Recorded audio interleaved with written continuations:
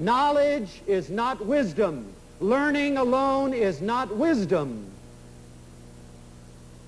Wisdom is the application of knowledge. Wisdom is realizing that you know nothing. Wisdom is saying, my mind is open. Wherever I am only just beginning. There is more to me to be realized by 100-fold than what I know. That's wisdom. So we're certainly not our learning. And what is essential? Well, sometimes we consider in our culture joy as essential. You know, I don't know of any other culture that is so bent on joy. We are lost in the continual pursuit of pleasure so much that we forget that there are other things. The minute we feel that we're in the slightest unhappy, we drop a pill or take some joy juice. Who wants to suffer, you know? We're a culture that abhors and fears suffering. Now, I'm not saying, for goodness sakes, let's groove on suffering. Don't misquote me. I would much rather teach and learn in joy. Joy is a great teacher, but so is despair. Wonder is a great teacher, but so is confusion. Hope is a great teacher, but so is disillusionment. And life is a great teacher, but so is death. And to deny yourself any of those, any aspect, is to not experience life totally. And you know, I don't know of any other culture in the world where so many of us go through life without experiencing life. We don't even know what it is. We are so protected from living. We don't know the value of money. We don't know the value of things. We don't know the value of hunger. We don't understand pain. And heaven forbid we don't understand death. Goodness, a child isn't even allowed to be around death.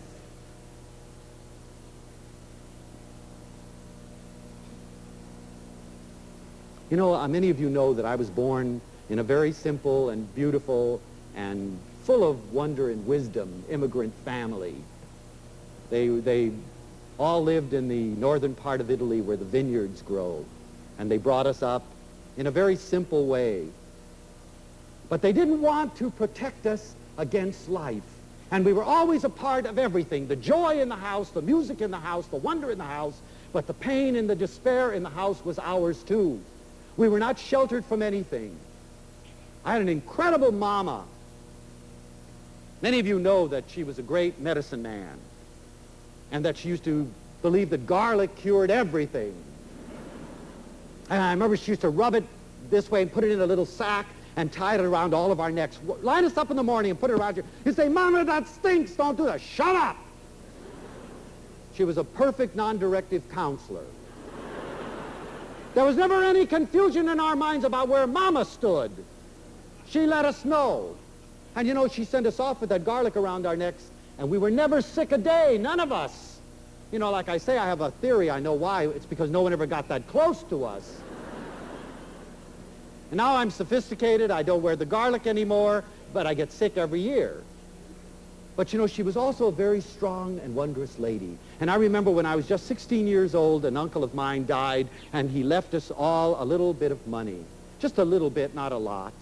And he stipulated, being a very wise man, that it should be used only.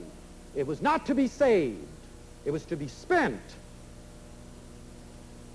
And it was to be used for growing in some way or another, spiritually, mentally, however, or travel. Well, my brothers and sisters were all deeply enmeshed in school, and I was dying to travel. And so I decided I was going to travel. And my mother and father told me I was too young, and so on and so forth, and I insisted I wasn't, and that age was nonsense, and that it was a matter of maturity, and I was ready, and I wanted to go to Paris. You know, at that time, everybody wanted to go to Paris. Live in the, you know, on the left bank, and have your garret apartment and rub elbows with Simone de Beauvoir and Jean-Paul Sartre and be an existentialist and paint your face white. So finally, after much persuasion, my mother said, okay, if you're an adult, fine, go to Paris. But if you want anything, don't ask me. You know, and I thought to myself, if I need, I'll ask. So I went to Paris, and goodness, you can imagine what a glamorous thing to live in the left bank and to have some money where everybody was starving, you know. I was buying everybody lunches and bottles of wine, and we would go to the Dumago and we would sit there and talk about the things that really mattered, about life and love and death and beauty, and how to change the world. You know, and pretty soon I was changing the world so fast that I had no more money. And I really had gotten down to just, you know, a few dollars. And by the way, it was middle November in Paris. And I don't know how many of you have ever been to Paris in middle November, but it is so cold. And a garret apartment is very glamorous, but there are holes in the walls, and the wind blows through, and it's cold, and central heating is unheard of. A little fireplace where you buy wood, and that's all very glamorous in La Boheme. But you can also die of consumption. And so I thought, well, it's time to write home to Mama. So I didn't want to spend too much money, and so I sent a telegram. You know, I addressed it, and I put, starving, Felice. 24 hours later, I held a telegram in my hand, and it read this way, starve, Mama.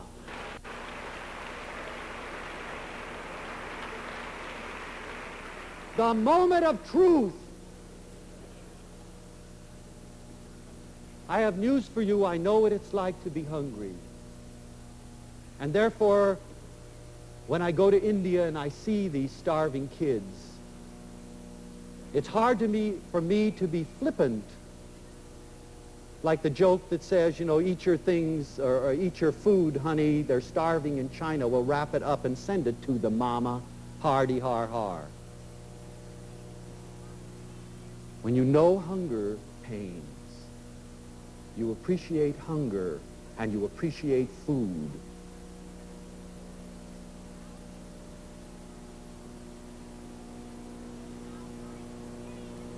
And you know, Papa was a very trusting man, and he was always giving everything away.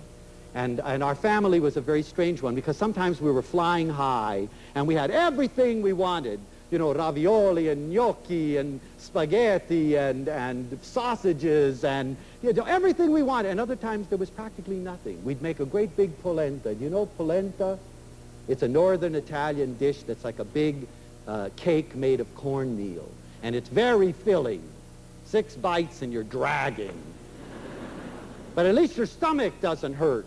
But you know, we were never protected against this, because every time Papa walked in, and he'd sit down, and you'd see on my mother and father's face a long-lost expression. He would say, we don't have any more money. And then he would add, what are we going to do about it? Oh, it was so nice to see everybody get together, you know. My sister would say, I'll go to the markets and collect the leftover leaves for the rabbits.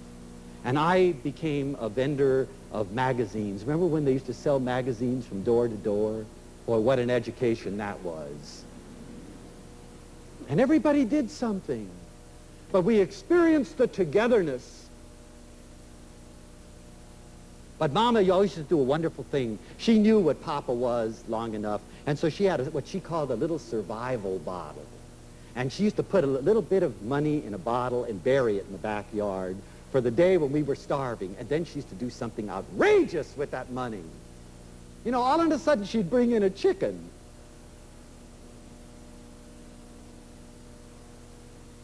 But you know, we learned a lot from despair. We learned a lot from hunger. We learned a lot by being taken in and made a part of a family.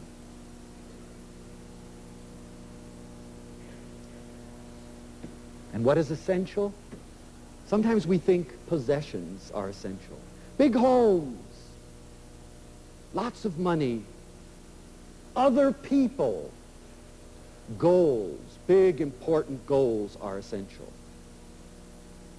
We insure ourselves against impending doom, which we're sure is just right outside the door. And by doing all of this, we cease to live in the moment. And you know, if there's one thing that a lover is, it's someone who recognizes that the only reality is the now. Yesterday is gone, and there's nothing you can do about it. It's good because it brought you where you are right now. And you know, in spite of what people have told you, this is a good place to be. But there's nothing you can do about yesterday. It isn't real anymore. And tomorrow is a wonderful thing to dream about. It's marvelous to dream about tomorrow, but it isn't real. And if you spend your time dreaming about yesterday and tomorrow, you're going to miss what's happening between you and me right now. And that's the real reality. To be in touch. Tomorrow is too nebulous. You know, I don't know whether you read about it or not, but 2 students just a few weeks ago were murdered on our campus. They were leaving a party where they had had a wonderful time, and they were walking across our campus, and senselessly they were both shot in the head. We still don't know why or who did it. Both of those students were my students at one time. I had one of them in 3 classes and one in 2. A beautiful young lady and a fantastic fellow. And you know, all I could think about when I read about it, and it was a real trauma, was I hope I have taught them at least in the time that they had to live it.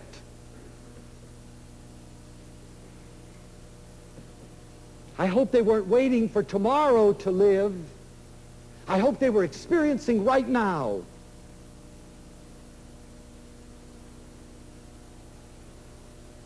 It's sad to think of how many people have invested so much in tomorrow when you don't know what might happen in the very next moment, and that moment may be lost. There was also a girl who gave me a poem, and she gave me permission to share it with you, and I want to do that because it explains this bit about putting off and putting off and putting off, especially putting off the fact that we care about people that we love, that we have some reason to be here. She calls this poem, and she wants to remain anonymous, and I think it's obvious why. She calls this very short poem, Things You Didn't Do. And she says this: remember the day I borrowed your brand new car and I dented it? I thought you'd kill me, but you didn't. And remember the time I dragged you to the beach and you said it would rain, and it did? I thought you'd say, I told you so, but you didn't. And do you remember the time that I flirted with all the guys to make you jealous, and you were? I thought you'd leave me, but you didn't. And do you remember the time I spilled strawberry pie all over your car rug? I thought you'd hit me, but you didn't. And remember the time I forgot to tell you that the dance was formal and you showed up in jeans? I thought you'd drop me, but you didn't. Yes, there were lots of things you didn't do, but you put up with me, and you loved me, and you protected me. And there were lots of things I wanted to make up to you when you returned from Vietnam, but you didn't.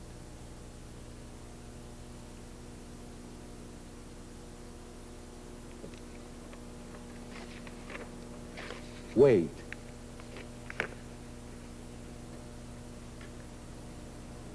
Okay, now, I don't know about you, but I don't feel like my vehicle is what is essential. I don't know about you, but I don't think it's my education that is essential. I don't think that what is essential about me is my house or my car or my clothes. What is essential about me? Well, I think what is essential is that we learn to embrace life right now, wherever you are and whoever you are. Grab it in your arms. Don't spend time crying about yesterday. Yesterday is over with. Forgive your past. Forgive the people who've hurt you. Don't spend the rest of your life blaming, pointing the finger. I get so sick and tired at people who are still griping about what their parents did to them. You know what your parents did to you? The best thing they could do. The best thing they knew how. The only thing, in many cases, that they knew how. Nobody has set out maliciously to hurt their child, unless they were psychotic.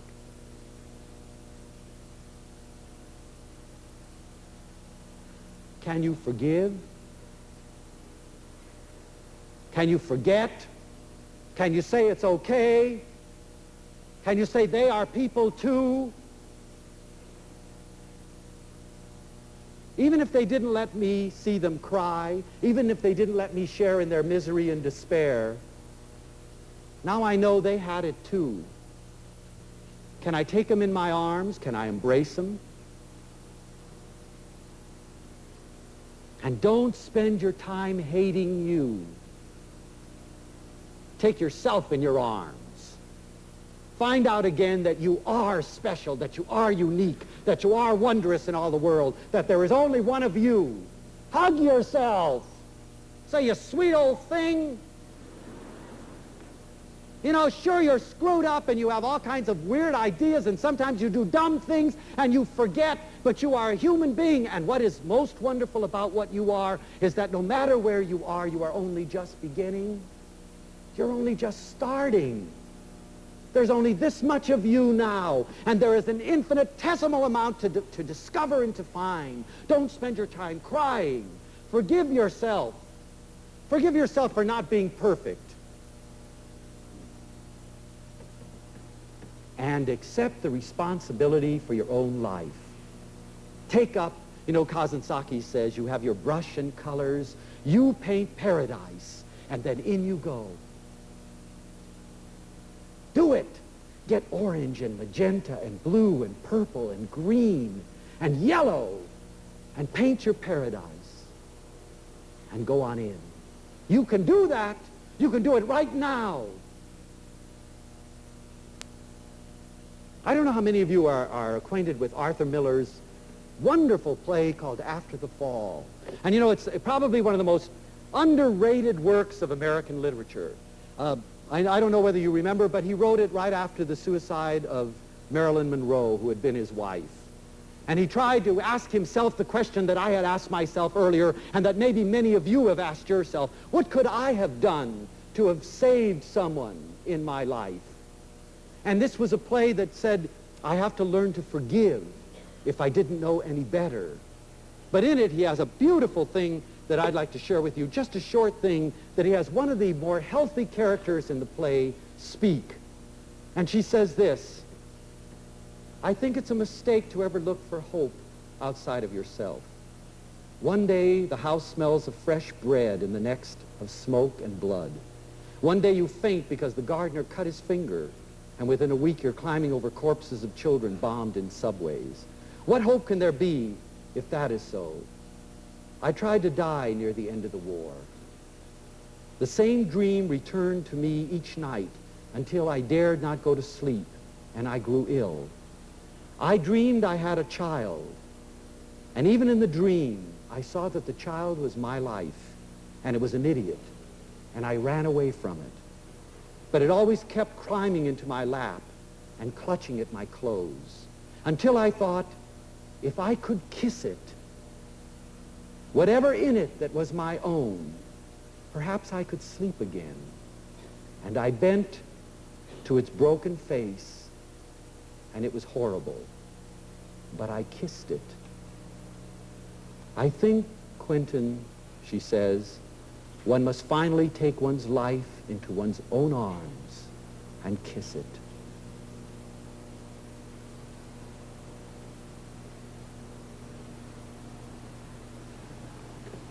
Fantastic statement.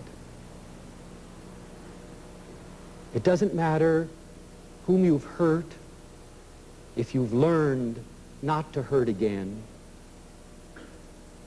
It doesn't matter what mistakes you make or you made, as long as you don't make them again, as long as you learn, as long as you're willing to take your life in your hands and kiss it and go on from there. Embrace your life. And then what is essential is that we accept death. And you know, I don't want to be gruesome, but I think the only way that you can accept life is to accept death. Death will teach us that there is a limit. I give an assignment in my classes, I'm sure many of you have had in several of your classes. If you had only 5 days to live, how would you spend those 5 days? And with whom? And oftentimes, the answers are so simple, and I write on the papers, I always write notes, long, long letters to all of my students. Why don't you do these things now? If I had only 5 days to live, I would tell so-and-so that I love them. I say, do it now. If I had 5 days to live, I would walk on the beach and watch a sunset. What are you waiting for?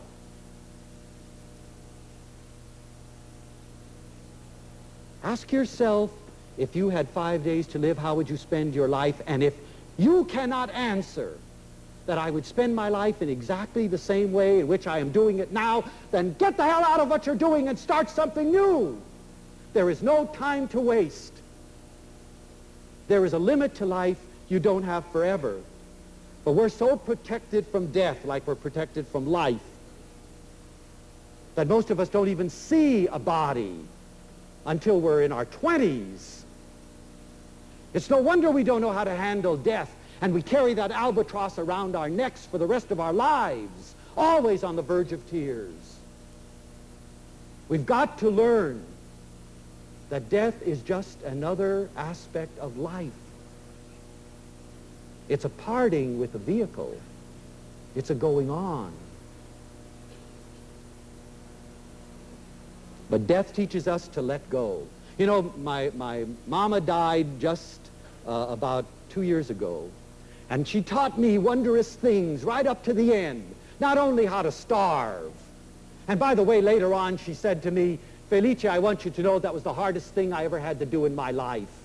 It would have been so easy to put money in a little bag and send it. But you know, we have a large family, like I told you. Italians are prolific lovers. Thousands of bambinos. And when Mama was sick and in the hospital, we didn't believe what the doctor said to us. She's in a coma, he said. Don't worry about her. She doesn't know whether you're there or not. Don't bother to hang around the hospital. You'll just get in the way. How does he know? He never died. And so we took shifts, and we spent 2 hours, day and night, and we were with her. And we held on to her hand.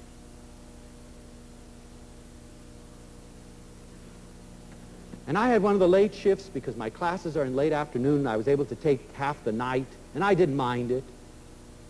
And we were sitting there all alone in the room, Mama and me. And all of a sudden, she opened her eyes. And just before that, I had said, I'm going to miss her. She was a neat lady, and we had lots of fun together, and she always had chocolates to give me. And she always came up with something outrageous. And I'll miss her garlic. You notice everything I said was me? I'll do this, and I'll miss this, and I want this, and I do that, and don't leave me. You know what the last words she spoke to me were? She opened her eyes, and she had great, big, wondrous Italian eyes. And she looked at me with tears coming down my cheeks. And she said, imagine this. Felice, what are you holding on to? What am I holding on to?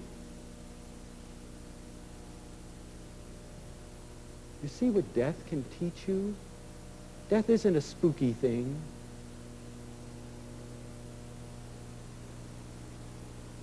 Death teaches us the value of time. And then we don't fit away our time. We realize how precious it all is. We realize we don't have forever. Death teaches us to look and to see, and that the people that we love aren't going to be the same all the time.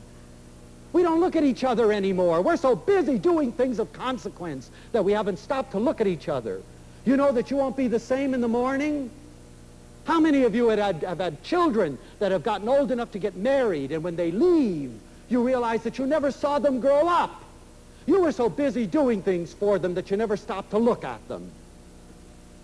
I mentioned this once in an article, in an audience in Texas, and two incredible ladies looked at each other with tears in their eyes and said, you know, that's true, I haven't looked at my kid in so long, I wouldn't even be able to reproduce him. And the other one said, that's the same with me, let's split. And so they took off and they drove something like 40 or 50 miles away from this conference and burst into their house in the middle of the night and went up to these kids and shook them. You know, and the kids woke up and said, what are you doing? What's the matter with you? You know, and the mother said, shut up, I want to look at you.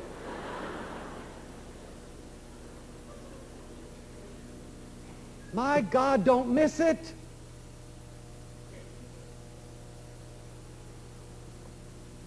The faces of the people you love are not going to be the same in the morning, and neither is yours. Don't miss it. The trees outside of your home are doing wondrous things. Watch them step by step. It's like magic.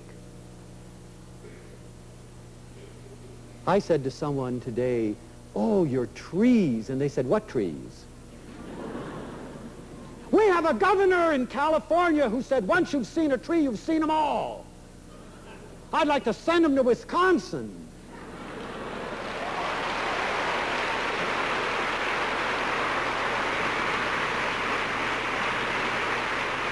Heaven forbid not to stay here, just to look.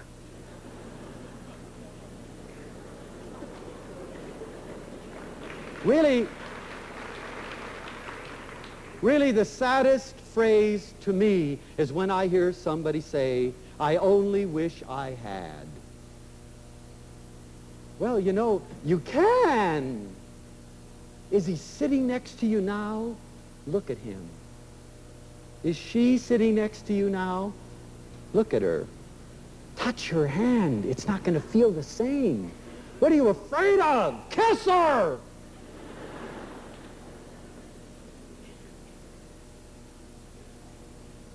Oh God, to have reached the point of death, said Thoreau, without ever having lived at all.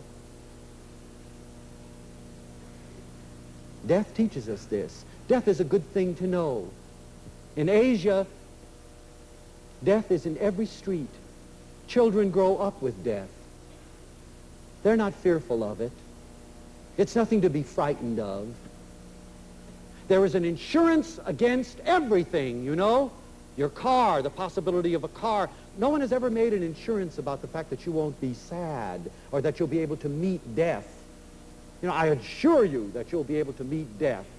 $10,000, please. And yet death is the most inevitable thing. It will happen to everyone and to all of us. And it teaches us how love really is, because love is always this. Love is never this. If you end up doing this to love, you end up hugging yourself, which is a pretty lonely thing.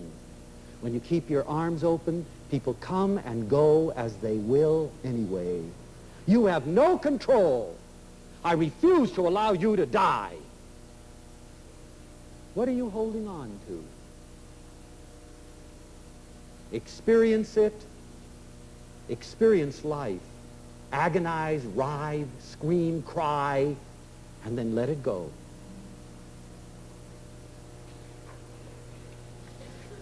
And then what is essential, I think, is to live life in wonder. All this magic that's around us that we let go by. In Asia, they say that, you know, life is a great river and it will flow. No matter what you do or do not do, we can decide to flow with the river and live in peace and joy and love, Or we can decide to battle it and live in agony and despair. But the river doesn't care. In either case, all of our streams run into the sea. It's up to you. And then finally, what is essential is not only to take from life, but it is essential that we put something back into it. We've really forgotten how to give. I have several things that I give to that, in quotes, because I send it to other lands, I can't deduct it from my income tax.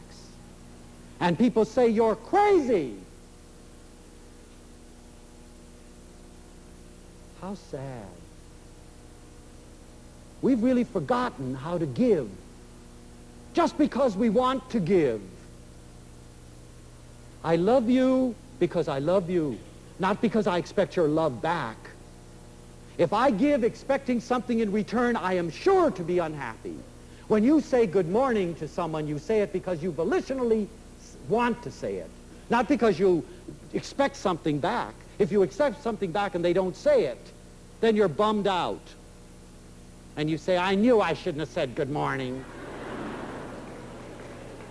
You know, I have a feeling all the time when I go around, and I get it sometimes too. I say, good morning, and somebody turns to me and says, wait till we reach this point. Do I know you? And I say, no, but wouldn't it be nice? And sometimes they say, no. And that's their privilege. But you know, I did my thing. I said hello. They did their thing. They either said hello back or they didn't. If we don't expect, we have all things, says Buddha. You love because you will to love, not because you demand to be loved in return. You give because you will to give, not because you expect something in return or someone to pat you on the back. Flowers bloom because they must, not because there are people fawning over them saying, beautiful flower. You live because you must.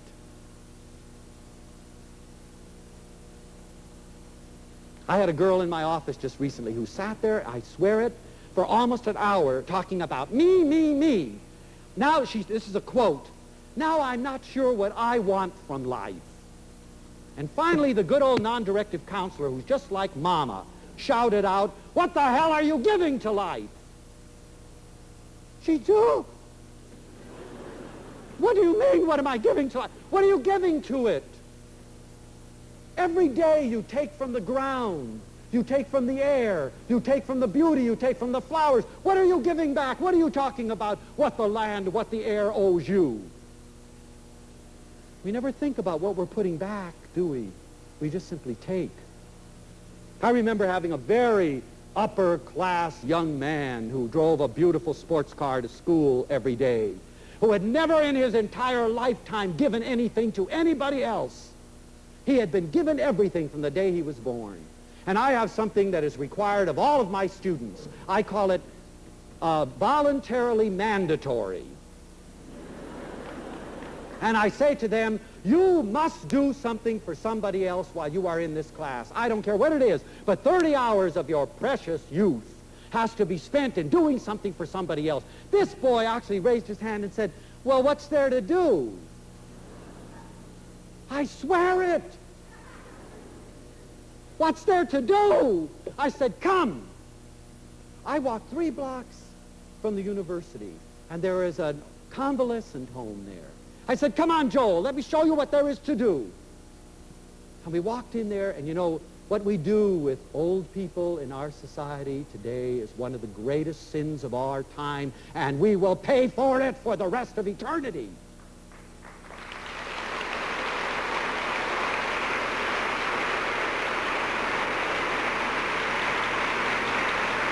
Stash them away. Put them away where they'll get out of our hair. And we'll visit them if they're lucky, like once a week, begrudgingly. My God, is this what they spent their life doing? Is this what they... But I brought him in there and I showed them these people. They were in little white cotton garbs, under little old bed sheets. looking into space. I said, look, Joel, what's there to do? He said, well, what can I do? I said, you know what you can do? You can walk up to bed number 6. See that little lady there? You can talk to her. That's what you can do. What'll I say? I don't know. Go talk. Go. He sat down there, and the little lady, her eyes popped open, and he said he was visiting, and she said, do I know you? Are you a relative? And he said, no. She said, oh, how nice. I don't like my relatives.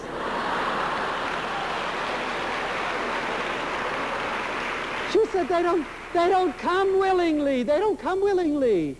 You know, they just come, and it makes me sad. They make me nervous.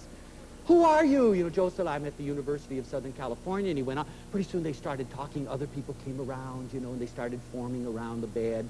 And he started, all of a sudden it began to be known as Joel's Day. And what happened?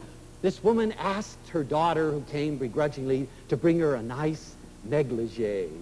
And so she could wear it. And then all of a sudden she began to ask people, you know, to come and send somebody to do her hair.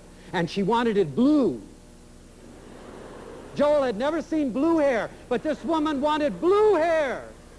And so she painted her hair blue, and she had this marvelous pink negligee. And Joel's Day, what's there to do? And you know, one of the most beautiful sights in the world was watching Joel crossing the campus with about 12 little old men who had finally dressed, walking across to see the basketball game.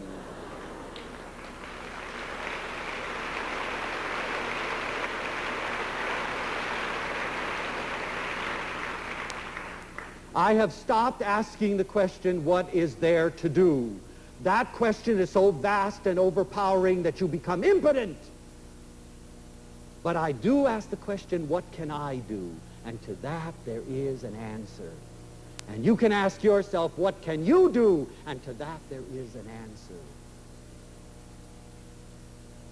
You know, I spent the last 3 months, I just got back about 3 weeks ago, in the redwoods of Northern California. I got a little miner's cabin, and for 3 months I was all alone, and I wrote a book on counseling. And I saw no one. But every day I used to go off for long, long walks along the Smith River and into the redwoods, disappearing for hours. And one day I got into a grove of giant redwoods. Maybe some of you know it, in the Jedediah Smith National Redwood Forest. And as I got in the middle, there was a big sign against one of these enormous redwoods that some ranger, who probably didn't know how beautiful and poetic he was, had scribbled out explaining the life cycle of a redwood. And he showed that when the redwood was this, like 10 inches tall, Buddha was born. When it was 20 inches tall, Jesus was born. When it was so big, Hannibal crossed the Alps, and when it was so big, such and such, and now it's so big, and that we will all pass, and this redwood will just go on and on into the sky. And then the last paragraph read this way, and I would really like to know where this man is, because I would like to hug him. You know, I'm a great hugger. I hug everybody. That's how I have my existential self together. I know that if you can hug me, I must be. And so I give the best hugs in town. And if you miss it, it will be a loss that will be irreparable. For you and for me. And even if it takes all night, I'll hug the hell out of everybody. But nevertheless, I'd like to hug this man. Listen to what he says. When a tree dies and lies on the earth's surface, all is not over. Decomposers begin their job of breaking the tree down slowly. As the years go by, the tree blends into the soil, returning all it took so that others may live. Isn't that outrageous? And you know, immediately I thought, and I changed a few words, and I rewrote it for me and for you. When a person dies and lies on the earth's surface, all is not over. Decomposers begin their job of breaking the person down slowly. And as the years go by, the person blends into the soil, returning all he or she took so that others may live. At least in the end, we're going to have to give something. Perhaps Leo Rosten was right when he said, the purpose of life is simply to count, to matter, to have it make some difference that you lived at all. And maybe that's what's essential. And lastly, I have a wonderful time with words, and I love to play with words, and I wrote a list of words that I feel are a guide to what is essential. And they're very simple, and here they are. 1, right knowledge to supply you with the tools necessary for your voyage. 2, wisdom to assure you that you are using this accumulated knowledge of the past in a manner that will best serve the discovery of your present, your now. Compassion to help you accept others whose ways may be different from yours with gentleness and understanding as you move with them or through them or around them on your own way. And harmony to be able to accept the natural flow of life. And creativity to help you to realize and recognize new alternatives and uncharted paths along the way. And strength to stand up against fear and move forward in spite of uncertainty and without guarantee or payment. And peace to keep you centered. And joy to keep you songful and laughing and dancing all along the way. And love to be your continual guide toward the highest level of consciousness of which man is capable. Unity, which brings us back to where we started, the place where we were at one with ourselves and with all things. So the study of love has brought me to the study of life. To live in love is to live in life. And to live in life is to live in love. And let me leave you with this. To me, life is God's gift to you. The way you live your life is your gift to God. Make it a fantastic one. Thank you.